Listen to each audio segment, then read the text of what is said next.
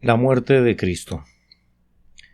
Sermón predicado la mañana del domingo 24 de enero de 1855 por Carlos Haddon Spurgeon en The Music Hall Royal Surrey Gardens. Con todo eso Jehová quiso quebrantarlo, sujetándole a padecimiento. Cuando haya puesto su vida en expiación por el pecado, verá linaje, vivirá por largos días, y la voluntad de Jehová será en su mano prosperada. Isaías capítulo 53 y versículo 10. ¿Qué miriadas de ojos lanzan sus miradas al sol? ¿Qué multitudes de hombres levantan los ojos y contemplan los orbes estrellados del cielo? Son observados continuamente por miles, pero hay una gran transacción en la historia del mundo, que todos los días atrae a muchos más espectadores que ese sol que sale como un novio, fuerte para correr su carrera. Hay un gran acontecimiento que cada día atrae más admiración que el sol, la luna y las estrellas cuando marchan en sus cursos.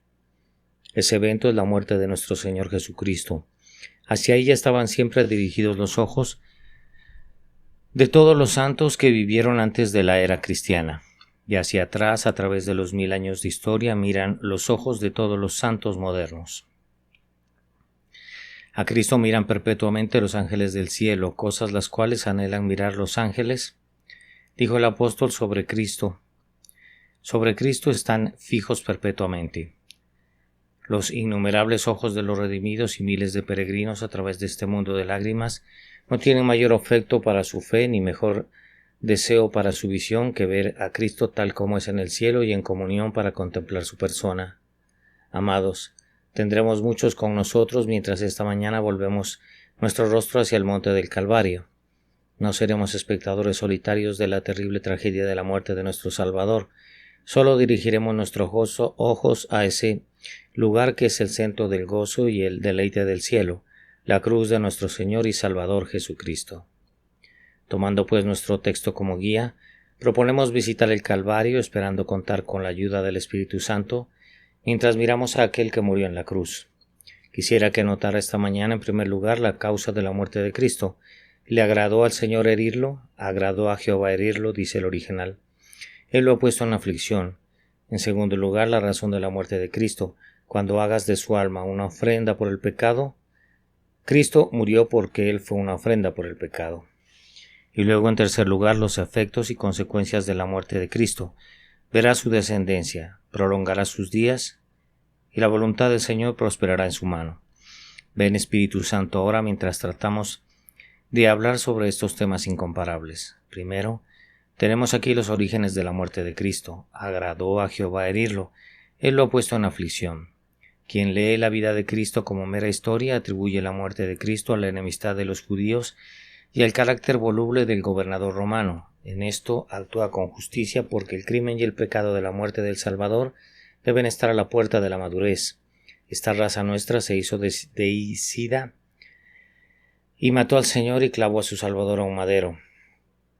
Pero quien lee la Biblia con el ojo de la fe, deseando descubrir sus secretos ocultos, ve en la muerte del Salvador algo más que la crueldad romana o la malicia judía, del solemne decreto de Dios cumplido por los hombres que fueron los ignorantes, pero culpables instrumentos de su cumplimiento. Él mira más allá de la lanza y el clavo romanos, más allá de la burla y el escarnio judíos, hacia la fuente sagrada de donde fluyen todas las cosas y rastrea la crucifixión de Cristo hasta el pecho de la deidad. Él cree con Pedro, a éste, entregado por el determinado consejo y anticipado conocimiento de Dios, lo prendisteis y por manos de inicuos lo crucificasteis y lo matasteis. No nos atrevemos a imputar a Dios el pecado, pero al mismo tiempo el hecho con todos sus efectos maravillosos en la redención del mundo, siempre debemos rastrear hasta la fuente sagrada del amor divino. También nuestro profeta, él dice, agradó a Jehová herirlo. Pasa por alto tanto a Pilato como a Herodes y lo rastrea hasta el Padre Celestial, la primera persona de la Trinidad Divina. Agradó al Señor herirlo, él lo ha puesto en aflicción. Ahora, amados, hay muchos que piensan que Dios Padre es, en el mejor de los casos, un espectador indiferente de la salvación. Otros le desmienten aún más. Lo ven como un ser severo y sin amor que no amaba a la raza humana y que solo podía volverse amoroso por la muerte y las agonías de nuestro Salvador. Ahora bien, esto es un vil libelo sobre la hermosa y gloriosa gracia de Dios el Padre. a quien sea por siempre el honor, porque Jesucristo no murió para hacer que Dios amara, Él murió porque Dios amaba. No fue para hacer arder el amor de Jehová hacia su pueblo, que Jesús desde lo alto del trono se hizo un hombre sufriente. No fue la muerte que soportó ni todos los dolores que soportó, porque el amor eterno de Dios procuró, porque Dios era amor antes. Cristo fue enviado al mundo por su Padre como consecuencia del afecto del Padre por su pueblo. Sí, de tal manera amó al mundo que dio a su Hijo unigénito para que todo aquel que en él cree no se pierda, mas tenga vida eterna. El hecho es que tanto el Padre decretó la salvación, tanto la afectó y tanto se deleitó en ella, como lo hizo Dios el Hijo o Dios el Espíritu Santo.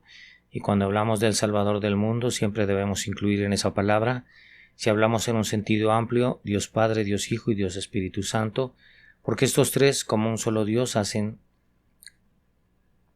que seamos salvos de nuestros pecados. El texto desecha todo pensamiento duro acerca del Padre al decirnos que agradó a Jehová herir a Jesucristo. La muerte de Cristo se remonta a Dios el Padre. Probemos y podemos ver que es así.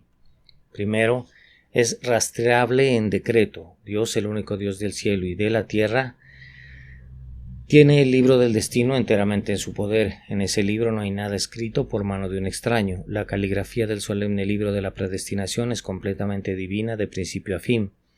Encadenado a su trono yace un volumen con todos los destinos de los hombres, con la forma y el tamaño de cada ángel dibujado por la pluma eterna.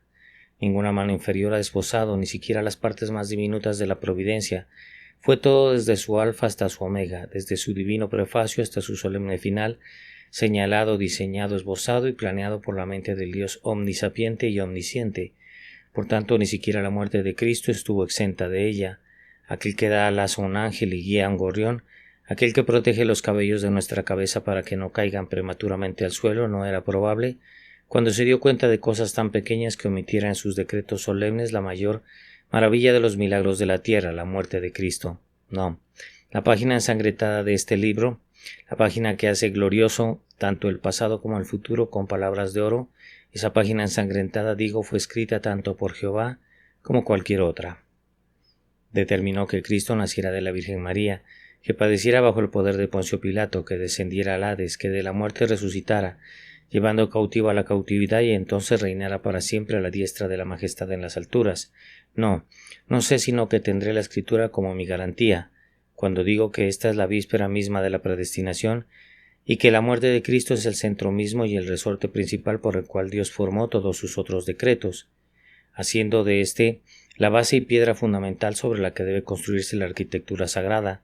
Cristo fue muerto por absoluta presciencia y solemne decreto de Dios Padre, y en este sentido agradó al Señor herirlo. Él lo ha puesto en aflicción. Pero un poco más lejos, la venida de Cristo al mundo para morir fue el efecto de la voluntad y el placer del Padre. Cristo no vino a este mundo sin ser enviado. Había yacido en el seno de Jehová desde antes de todos los mundos, deleitándose eternamente en su Padre y siendo él mismo el gozo eterno de su Padre. En la plenitud de los tiempos, Dios sí arrancó de su seno a su Hijo unigénito, y lo entregó gratuitamente por todos nosotros. En esto había un amor sin igual, que el juez ofendido permitiera que su Hijo coigual sufriera los dolores de la muerte por la redención de un pueblo rebelde. Quiero que su imaginación por un minuto imagine una escena de tiempos pasados. Hay un patriarca barbudo que se levanta temprano en la mañana y despierta a su hijo, un joven lleno de fuerza, y le ordena que se levante y lo siga. Se apresuran a salir de la casa en silencio y sin ruido antes de que la madre se despierte. Andan 3 días de camino con sus hombres hasta que llegan al monte del cual el Señor ha hablado. Conoces al patriarca. El nombre de Abraham siempre está fresco en nuestra memoria. En el camino ese patriarca no le dirige una sola palabra a su hijo. Su corazón está demasiado lleno para hablar, está abrumado por el dolor. Dios le ha ordenado que tome a su hijo y su único hijo y lo mate en la montaña como sacrificio. Van juntos, ¿y quién pintará la angustia indecible del alma del padre? El 3er día llegado, se les pide a los sirvientes que se queden al pie de la colina, mientras ellos van a adorar a Dios allá. Ahora, ¿alguien puede imaginarse cómo el dolor del padre debe desbordar todos los bancos de su alma, cuando mientras subía por la ladera su hijo le dijo: «Padre, mira el fuego y la leña, pero ¿dónde está el cordero para el holocausto?». Puedes concebir cómo sofocó sus emociones y entre sollozos exclamó: «Hijo mío, Dios se proveerá de un cordero». Mirar, el padre ha comunicado a su hijo el hecho de que Dios ha exigido su vida. Isaac, que podría haber luchado y escapado de su padre, declara que está dispuesto a morir si Dios lo ha decretado. El padre toma a su hijo, le ata las manos a la espalda, amontona las piedras, hace un altar, pone leña y tiene listo el fuego. Pero aquí cae el telón. Ahora la escena negra se desvanece con el sonido de una voz del cielo. El carnero atrapado en la espesura proporciona el sustituto, y la obediencia de la fe no necesita ir más allá. Ah, mis hermanos, quiero llevarte de esta esencia a un mucho mayor. A una mucho mayor, lo que la fe y la obediencia hicieron que el hombre hiciera. Dios mismo lo obligó a hacerlo por amor. Él tenía un solo hijo, ese hijo el deleite de su propio corazón. Hizo convenio de entregarlo para nuestra redención y tampoco violó su promesa, porque cuando vino la plenitud de los tiempos, envió a su Hijo a nacer de la Virgen María para que padeciera por los pecados del hombre. Oh, puedes decir la grandeza de ese amor que hizo que el Dios eterno no solo pusiera a su Hijo sobre el altar, sino que realmente hiciera la obra y clavara el cuchillo del sacrificio en el corazón de su Hijo. Puedes pensar cuán abrumador debe haber sido el amor de Dios hacia la raza humana cuando completó en acto lo que Abraham solo hizo en intención. Mire allí y vea el lugar donde su único hijo colgó muerto en la cruz. La víctima sangrante de la justicia despierta. Aquí está el amor ciertamente, y aquí vemos cómo agradó al Padre herirlo. Esto me permite empujar a mi texto solo un punto más. Amados, no solo es verdad que Dios diseñó y permitió con voluntad la muerte de Cristo, es además cierto que las indecibles agonías que vistieron la muerte del Salvador con un terror sobrehumano fueron el efecto del quebrantamiento de Cristo por parte del Padre en el mismo acto y obra. Hay un mártir en la cárcel, las cadenas están en sus muñecas y sin embargo canta: se le ha anunciado que mañana es su día ardiente. Aplaude alegremente y sonríe mientras dice: mañana será un trabajo duro. Desayunaré abajo en los tribunales del fuego, pero después cenaré con Cristo. Mañana ese es el día de mi boda, el día por el cual tanto he anhelado, cuando firmaré el testimonio de mi vida con una muerte gloriosa. Ha llegado el momento, los hombres con las alabardas lo preceden por las calles, marca la serenidad del rostro del mártir, se vuelve hacia algunos que lo miran y exclama: valoro mucho más estas cadenas de hierro que si hubieran sido de oro. Es una cosa dulce morir por Cristo.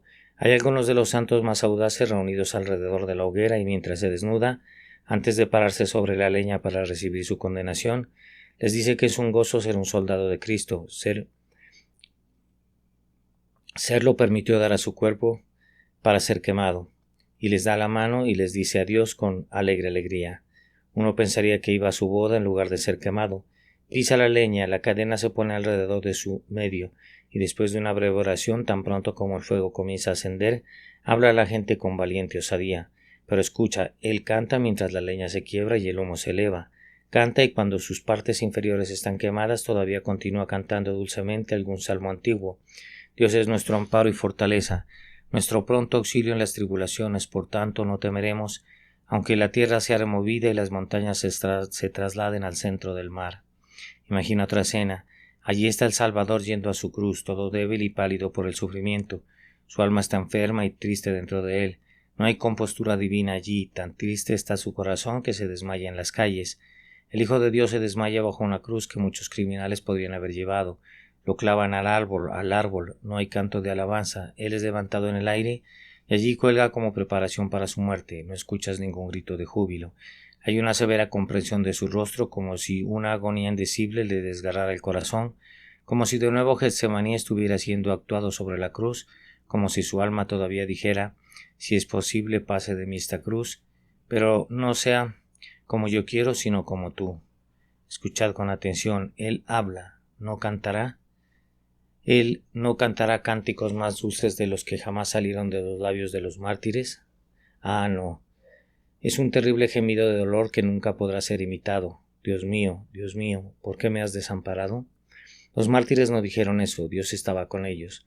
Los confesores de antaño no lloraban así cuando llegaban a morir.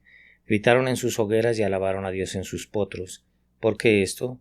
¿Por qué sufre así el Salvador? Pues, amado, fue porque el Padre lo hirió. Esa luz del rostro de Dios que ha alegrado a muchos santos moribundos fue retirada de Cristo. La conciencia de aceptación con Dios que ha hecho que muchos hombres santos desposaran la cruz con alegría, no se le concedió a nuestro Redentor y por lo tanto sufrió en las densas tinieblas de la agonía mental. Lea los versículos 22 y siguientes. Debajo de la iglesia están los brazos eternos, pero debajo de Cristo no había brazos en absoluto. La mano de su Padre se apretó pesadamente contra él, Las muelas de arriba y de abajo de la ira divina lo presionaron y magullaron, y no se le dio ni una gota de alegría ni de consuelo. Agradó a Jehová herirlo, él lo ha puesto en aflicción. Esto, hermanos míos, fue el clima de la aflicción del Salvador, que su Padre se alejó de él y lo puso en aflicción. Así, expuesto la primera parte del tema, el origen del peor sufrimiento de nuestro Salvador, el placer del Padre. Nuestro segundo encabezamiento debe explicar el primero, o de lo contrario es un misterio insoluble como Dios debe herir a su Hijo, que era la inocencia perfecta, mientras que los pobres confesores falibles y los mártires no han tenido tal herida de él en el tiempo de su juicio. ¿Cuál fue la razón del sufrimiento del Salvador? Se nos dice aquí: harás de su alma una ofrenda por el pecado. Cristo estaba así turbado porque su alma era una ofrenda por el pecado. Ahora voy a ser tan claro como pueda mientras predico una vez más la preciosa doctrina de la expiación de Cristo Jesús nuestro Señor. Cristo fue una ofrenda por el pecado en el sentido de un sustituto. Dios anhelaba salvar, pero si se permite tal palabra, la justicia le ató las manos. Debo ser justo, dijo Dios. Esa es una necesidad de mi naturaleza. Severa como el destino y rápida como la inmutabilidad es la verdad de que debo ser justo. Pero entonces mi corazón desea perdonar, pasar por alto las transgresiones del hombre y perdonarlas. ¿Cómo puede hacerse esto? La sabiduría intervino y dijo: así se hará. Y el amor estuvo de acuerdo con la sabiduría. Cristo Jesús, el Hijo de Dios, tomará el lugar del hombre y será ofrecido en el monte Calvario en lugar del hombre. Ahora fíjense en cuando usted ve a Cristo arrojado sobre su espalda, sobre la cruz de madera. Usted ve allí a toda la compañía de sus elegidos. Y cuando veis los clavos clavados a sus benditas manos y pies, es todo el cuerpo de su iglesia quien allí en su sustituto está clavado en el madero. Y ahora los soldados levantan la cruz y la clavan en el hueco preparado para ella.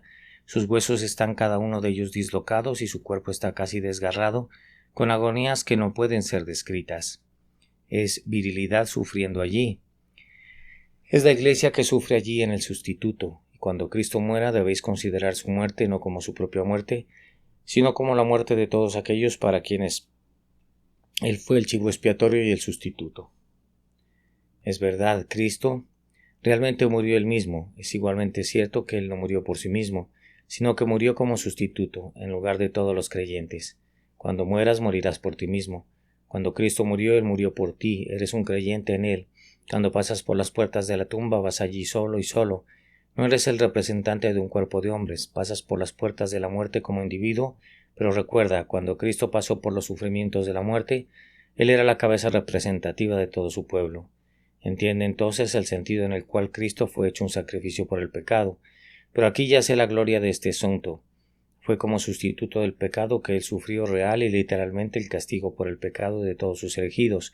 Cuando digo esto no debe entenderse que estoy usando cualquier figura, sino que digo realmente lo que quiero decir. El hombre por su pecado fue condenado al fuego eterno. Cuando Dios tomó a Cristo como sustituto, es verdad, no envió a Cristo al fuego eterno, sino que derramó sobre él aflicción, un dolor tan desesperado que era un pago válido incluso por una eternidad de fuego. El hombre fue condenado a vivir para siempre en el infierno. Dios no envió a Cristo para siempre al infierno, pero Él puso sobre Cristo un castigo que era equivalente a eso. Aunque Él no le dio a Cristo a beber los infiernos reales de los creyentes, le dio un quid pro quo, una cosa por otra, algo que era equivalente a eso. Tomó el cáliz de la agonía de Cristo y puso allí sufrimiento, miseria y angustia, como solo Dios puede imaginar o soñar, que era el equivalente exacto de todo el sufrimiento, todo el dolor y todas las torturas eternas, de todos los que estarán finalmente en el cielo, comprados con la sangre de Cristo. Y dices: Cristo se lo bebió todo hasta las heces. Él lo sufrió todo. Sí, hermanos míos, tomó la copa y en un trago triunfal de amor bebió la condenación hasta quedar seco. Él sufrió todo el horror del infierno. En una lluvia torrencial de ira de hierro cayó sobre él, con piedras de granizo más grandes que un talento, y estuvo de pie hasta que la nube negra se hubo vaciado por completo. Allí estaba nuestra deuda enorme e inmensa. Él pagó hasta el último centavo de lo que su pueblo debía, y ahora no hay ni un centavo debido a la justicia de Dios en la forma de castigo de cualquier creyente. Y aunque le debemos gratitud a Dios, aunque le debemos mucho a su amor, nada le debemos a su justicia, porque Cristo en esa hora tomó todos nuestros pecados pasados, presentes y venideros, y fue castigado por todos estos allí y en ese momento para que nunca seamos castigados, porque Él sufrió en nuestro lugar. ¿Ves entonces cómo fue que Dios el Padre lo hirió? A menos que Él lo hubiera hecho, las agonías de Cristo no podían haber sido equivalentes a nuestros sufrimientos. Me parece que escuché a alguien decir: ¿quieres que entendamos esta expiación que ahora has predicado como un hecho literal? Digo, lo más solemnemente lo hago. Hay en el mundo muchas teorías de la expiación, pero no puedo ver ninguna expiación en ninguna excepto en esa doctrina de la sustitución. Muchos teólogos dicen que Cristo hizo algo cuando murió que le permitió a Dios ser justo y sin embargo el justificador de los impíos. ¿Qué es ese algo? No nos lo dicen. Ellos creen en una expiación hecha para todos, pero entonces su expiación es solo esto. Creen que Judas fue expiado tanto como Pedro. Creen que los condenados en el infierno fueron tanto un objeto de la satisfacción de Jesucristo como los salvos en el cielo, y aunque no lo dicen con las palabras apropiadas, sin embargo deben querer decirlo porque es una inferencia justa que, en el caso de las multitudes, Cristo murió en vano porque murió por todos ellos, dicen. Y sin embargo fue tan ineficaz su muerte por ellos, que aunque murió por ellos son condenados después. Ahora bien, tal expiación la despreció, la rechazó. Puedo ser llamado antinomiano o calvinista por predicar una expiación limitada, pero prefiero creer en una expiación limitada que es eficaz para todos los hombres a quienes fue destinada, que en una expiación universal que no es eficaz para nadie, excepto que la voluntad del hombre se una a ella. Pues, hermanos míos, si tan solo fuéramos expiados por la muerte de Cristo, de modo que cualquiera de nosotros pudiera salvarse después a sí mismo, la expiación de Cristo no valdría ni un centavo, porque ninguno de nosotros puede salvarse a sí mismo. No bajo el Evangelio, porque si debo ser salvo por la fe, si esa fe debe ser mi propio acto, sin la ayuda del Espíritu Santo, soy tan incapaz de salvarme por la fe como de salvarme por las buenas obras. Y después de todo, aunque los hombres llaman a esto una expiación ilimitada, es tan eficaz como sus propias redenciones falaces y podridas pueden pretender ser. Pero ¿conoces el límite de eso? Cristo ha comprado una multitud que nadie puede contar. El límite de esto es solo este: Él ha muerto por los pecadores. Quien en esta congregación internamente y con tristeza se reconoce a sí mismo como un pecador, Cristo murió por él. Quien busca a Cristo sabrá que Cristo murió por él, porque nuestro sentido de necesidad de Cristo y nuestra búsqueda de Cristo son pruebas infalibles de que Cristo murió por nosotros. Y observen aquí, hay algo sustancial. El arminiano dice que Cristo murió por él y entonces, pobre hombre, tiene muy poco consuelo porque dice: Cristo murió por mí. Eso no prueba mucho, solo prueba que puedo salvarme si me preocupo por lo que busco. Puedo tal vez olvidarme de mí mismo, puedo caer en el pecado y puedo perecer. Cristo ha hecho mucho por mí, pero no lo suficiente a menos que yo haga algo. Pero el hombre que recibe la Biblia tal como es dice: Cristo murió por mí, entonces mi vida eterna está segura. Yo sé, dice él, que Cristo no puede ser castigado en lugar de un hombre, y el hombre ser castigado después. No, dice él. Yo creo en un Dios justo, y si Dios es justo, Él no castigará primero a Cristo y luego castigará a los hombres.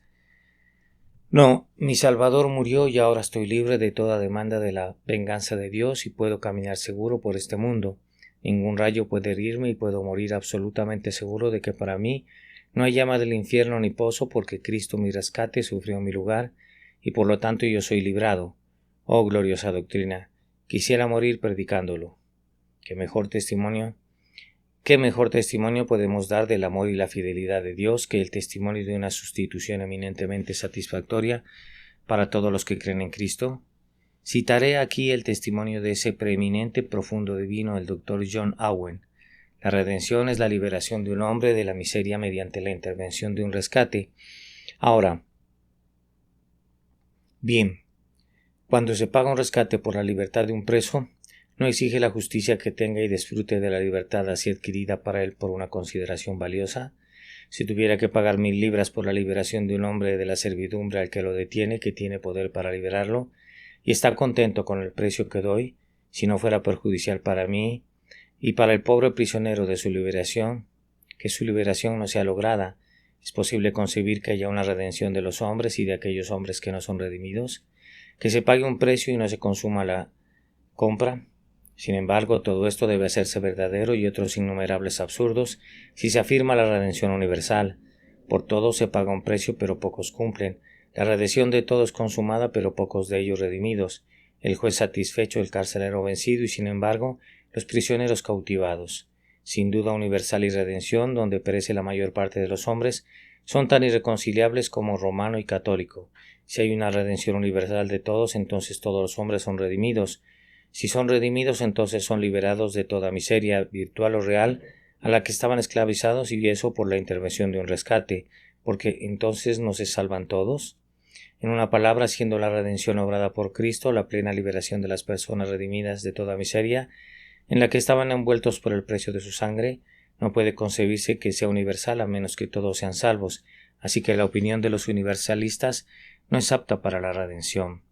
Haga una pausa una vez más, porque escucho a un alma tímida decir: pero Señor, me temo que no soy elegido, y de ser así, Cristo no murió por mí. Detente, Señor, ¿eres un pecador? ¿Lo sientes? Dios, el Espíritu Santo, te ha hecho sentir que eres un pecador perdido. ¿Quieres la salvación? Si no lo quieres, no es una dificultad que no te lo proporcione, pero si realmente sientes que lo quieres, eres un elegido de Dios. Si tienes un deseo de ser salvo, un deseo que te ha sido dado por el Espíritu Santo, ese deseo es una señal para el bien. Si has comenzado a orar con fe por la salvación, tienes ahí una evidencia segura de que eres salvo. Cristo fue castigado por ti, y si ahora puedes decir: nada en mis manos traigo, simplemente a la cruz me aferro, puedes estar tan seguro de que eres el elegido de Dios como lo estás de tu propia existencia, porque esta es la prueba infalible de la elección, un sentido de necesidad y sed de Cristo. Y ahora tengo que concluir anotando los bendecidos efectos de la muerte del Salvador. En esto seré muy breve. El primer efecto de la muerte del Salvador es: verá su descendencia, los hombres serán salvos por Cristo. Los hombres tienen descendencia de por vida. Cristo tuvo descendencia por muerte. Los hombres mueren y dejan a sus hijos y no ven su simiente. Cristo vive y cada día ve su simiente llevada a la unidad de la fe. Un efecto de la muerte de Cristo es la salvación de multitudes. Marca, no es una salvación casual. Cuando Cristo murió, el ángel no dijo, como algunos lo han representado: ahora por su muerte muchos serán salvos. La palabra de la profecía había apagado todos los peros y quizás por su justicia justificará a muchos. No hubo ni un átomo de casualidad en la muerte del Salvador. Cristo sabía lo que compró cuando murió. No hay efecto de la muerte de Cristo que se deje para tal vez. Deberá y voluntad hicieron que el pacto fuera rápido. La muerte sangrienta de Cristo efectuará su propósito solemne. Todo heredero de la gracia se reunirá alrededor del trono. Bendecirán las maravillas de su gracia y darán a conocer sus glorias. El segundo efecto de la muerte de Cristo es: Él prolongará sus días. Sí, bendito sea su nombre. Cuando murió no acabó con su vida. No podía permanecer mucho tiempo prisionero en la tumba. Llegó la tercera mañana y el conquistador, levantándose de su sueño, rompió las ataduras de hierro de la muerte y salió de su prisión para no morir más. Esperó sus 40 días y luego, con gritos de cánticos sagrados, llevaba cautiva la cautividad y ascendía a lo alto. En cuanto murió al pecado, murió una sola vez, pero en cuanto vive, vive para Dios, para no morir más. Ahora, al lado de su Padre, Él se sienta y allí reina triunfante, el conquistador sobre la muerte y el infierno. Y por último, por la muerte de Cristo se efectuó y prosperó el beneplácito del Padre. El placer de Dios es que este mundo sea un día totalmente redimido del pecado. El beneplácito de Dios es que este pobre planeta, envuelto por tanto tiempo en la oscuridad, pronto resplandecerá como un sol recién nacido. La muerte de Cristo lo ha hecho. El arroyo que fluyó de su costado en el Calvario limpiará el mundo de toda su negrura. Esa hora de oscuridad del mediodía fue salida de nuevo de un nuevo sol de justicia que nunca dejará de brillar sobre la tierra. Sí, se acerca la hora en que las espadas y las lanzas serán cosas olvidadas, cuando los arneses de la guerra y la pompa y el boato se dejarán a un lado para el alimento del gusano o la contemplación de los curiosos. Se acerca la hora en que la antigua Roma se estremecerá sobre sus 7 colinas, cuando la media luna de Mahoma decaiga y no crezca más, cuando todos los dioses de los paganos pierdan sus tronos y sean arrojados a los topos y a los murciélagos, y luego desde el Ecuador hasta los polos Cristo será honrado. El Señor sobre la tierra, de tierra en tierra, desde el río hasta los confines de la tierra. Un rey reinará, un grito se levantará: aleluya, aleluya, el Señor Dios omnipotente reina. Entonces, hermanos míos, se verá lo que la muerte de Cristo ha logrado, porque la voluntad del Señor será prosperada en su mano. Amén, amén y amén. La muerte de Cristo. Este sermón fue predicado más exactamente en la mañana del domingo 24 de enero de 1858 por el reverendo Charles Haddon Spurgeon en The Music Hall Royal Surrey Gardens. Con todo eso, Jehová quiso quebrantarlo, sujetándole al padecimiento. Cuando haya puesto su vida en expiación por el pecado, verá linaje, vivirá por largos días y la voluntad de Jehová será en su mano prosperada. Isaías capítulo 53 y versículo 10.